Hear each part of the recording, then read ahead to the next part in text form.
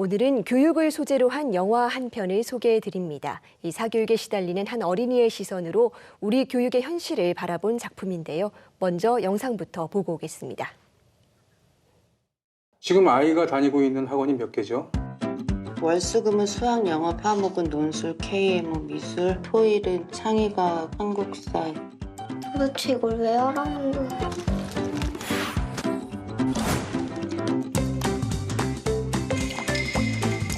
막걸리가 알려줬어요.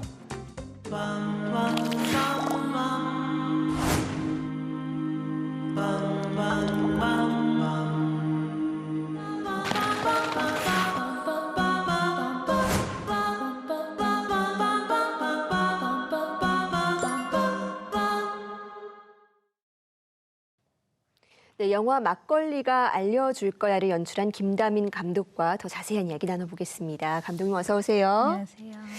예, 이 첫 장편으로 교육과 관련된 소재를 고르셨는데 연출하신 소감 한 말씀 부탁드립니다. 저는 솔직히 이 영화가 개봉한 것만으로도 좀 되게 큰 일을 하나 해냈다라는 생각이 좀 들고요. 처음에 시나리오 쓸 때만 해도 이게 진짜 영화로 만들어질까? 이게 진짜 극장에 걸려서 사람들이 보실 수 있을까? 그런 고민을 많이 했는데 이 과정들을 다 거쳐서 지금 이렇게 인터뷰를 하는 순간이 오니까 좀 되게 신기하고 뿌듯한 생각도 듭니다. 네, 막걸리가 말을 한다는 아이디어 그리고 서울대 페르시아어 특별 전형이라는 또 소재가 굉장히 재미있는데 어떻게 이런 생각을 하시게 되셨습니까? 제가 그 동네에 행정복지센터라고 하는 이제 주민센터랑 평생학습관에서 수업 듣는 거를 원래도 되게 좋아했었어요.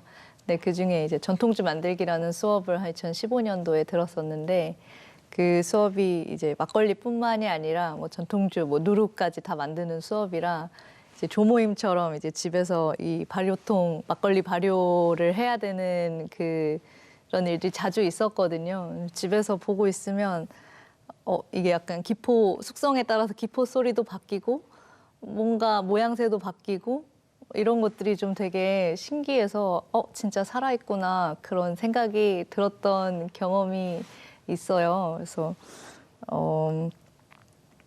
그리고 그 즈음에 이제 동네에 낮에 이렇게 돌아다니니까 이제 아이들 학교 시간에 이걸 봤던 어떤 경험이 있는데 학교 앞에 학원 버스가 되게 길게 줄을 서 있더라고요. 아이들이 이제 학교하는 걸 기다리는 거죠. 이제 같이 가려고.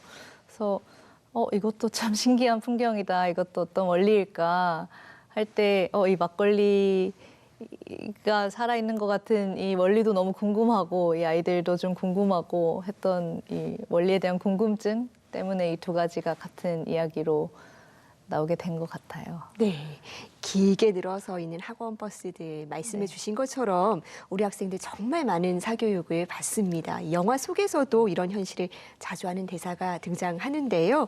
한국의 사교육 현실에 대해서는 어떤 생각을 갖고 계십니까?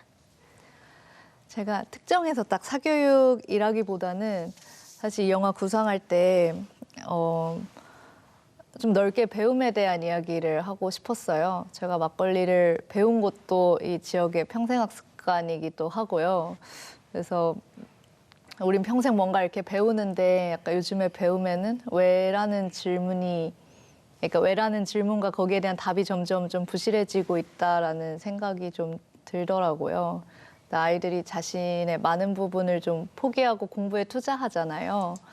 그래서 이렇게 많은 노력과 희생을 필요로 하는데 그 목표 혹은 어떤 결실이 대학 입학이라는 게 좀 너무 작게 느껴졌던 것 같아요. 그래서 납득할 만한 이유가 더 필요하다. 이거에 대해 조금 창의적으로 탐구를 해보자 해서 작업을 했습니다. 네, 감독이 이번 영화는 해피 엔딩이긴 한데 정말 독특한 마침표를 찍습니다. 이 한국의 교육 현실 속에서 이 감독님께서 생각하시는 해피 엔딩이란 어떤 모습일까요?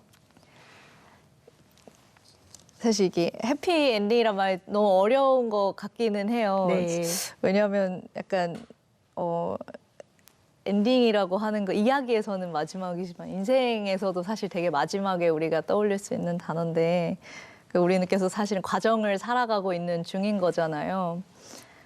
그래서 넓은 의미에서 어떤 과정까지 포함한다면 제 생각엔 내가 하고 싶은 것을 배우는 거, 그리고 어떻게 살아가고 싶은지에 대해 이게 양방향으로 이제 가족이건 어떤 만나게 되는 관계에서 양방향으로 서로 질문하고 이렇게 답을 찾으려고 하는 어떤 상황, 그런 과정, 그것이 좀 해피엔딩에 가까운 결이 아닐까 생각합니다.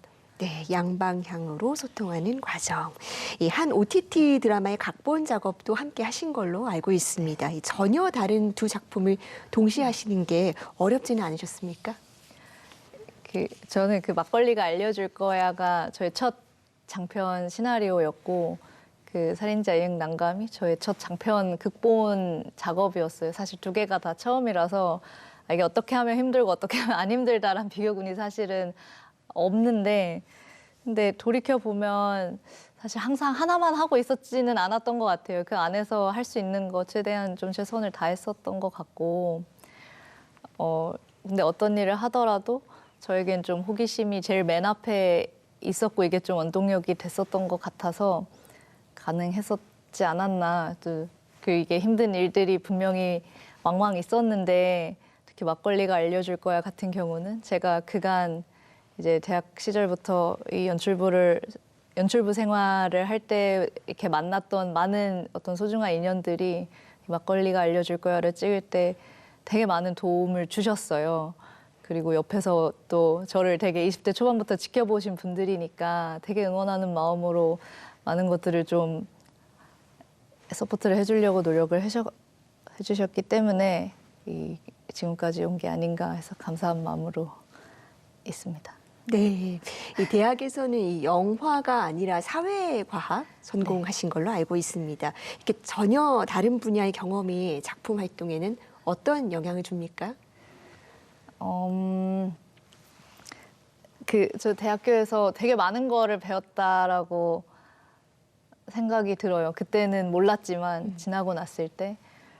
특히 약간 문화인류학이라는 그 전공은 이제 필드 나가서 이제 몸과 마음을 다 써가면서 이제 사람들을 직접 만나서 공부를 하는 어떤 느낌들이 들거든요. 그래서 새로운 시각들로 어떤 세상을 바라보려는 연습을 되게 많이 할 수 있었던 것 같아요. 그래서 어떤 일상적인 장면들을 지나치지 않고 계속 낯설게 보려고 하고, 그리고 생각하고 어떤 계속 글 쓰는 작업들을 했었기 때문에 그게 지금뿐만이 아니라 앞으로도 되게 저에게 영향을 줄 것 같습니다. 네, 그렇다면 마지막으로 앞으로의 작품 활동은 어떻게 해나가실지요? 저는 현실에 대해 말하고 있지만 이게 조금 다른 세계관을 만들어서 그 문제를 보여주는 작업이 재밌더라고요. 그렇게 함으로써 어떤 다른 감각으로 현실을 체험할 수 있게 되는 게 어떤 영화적 경험이라고 또 생각을 하고요.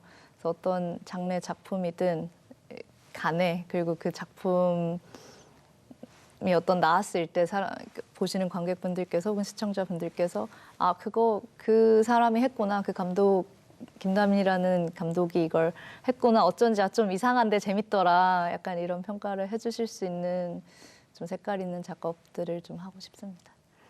네, 우리 사회의 고질적인 교육 문제를 또 아주 새로운 방식으로 해석한 이야기를 통해서 관객들도 조금은 다른 감각으로 사회 문제를 들여다볼 수 있을 것 같습니다. 감독님, 오늘 말씀 고맙습니다. 감사합니다.